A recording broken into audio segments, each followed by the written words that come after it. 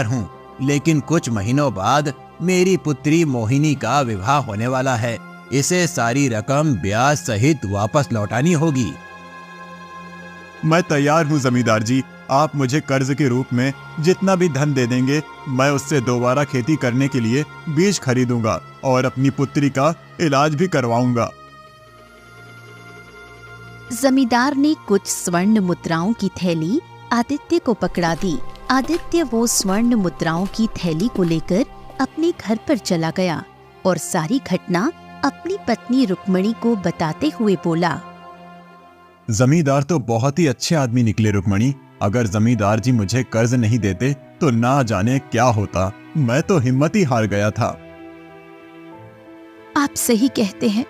अब हमें अपनी बेटी का इलाज कराने में देर नहीं करनी चाहिए।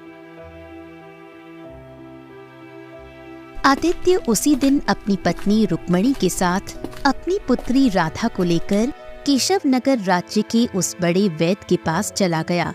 वो बूढ़ा वैद्य राधा की जांच पड़ताल करने के बाद बड़ी ही गंभीर अवस्था में आदित्य की ओर देखकर बोला, मुझे क्षमा करें आदित्य, तुम्हारी पुत्री का इलाज असंभव है।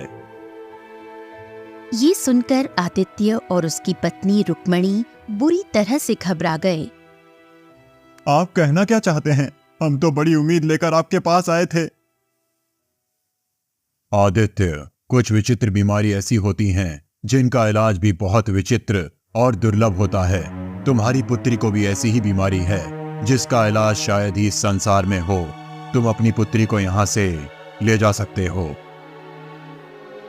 आदित्य और रुक्मणी फूट फूट कर रोने लगे। वो दोनों उदास मन से अपनी पुत्री राधा को लेकर दोबारा अपने गांव वापस आ गए। अपने घर पर आकर रुक्मणी रोते हुए आदित्य से बोली, तो क्या हमारी पुत्री राधा कभी सही नहीं हो पाएगी? हिम्मत मत हारो रुक्मणी। मेरा मन अभी भी कहता है कि मेरी पुत्री राधा सही हो जाएगी। अरे केशव नगर राज्य के वैद्य ने अगर हार मान ली तो क्या हुआ?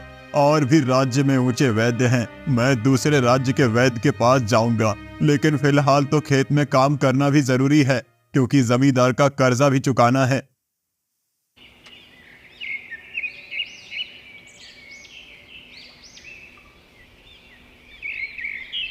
अगले दिन आदित्य कुछ बीज खरीदकर अपने खेत में बोने गया ही था कि तभी वहां पर जमींदार अपने साथी बलिया के साथ आ पहुंचा और आदित्य की ओर देखकर बोला, मुझे मेरा कर्ज सूद सहित वापस चाहिए।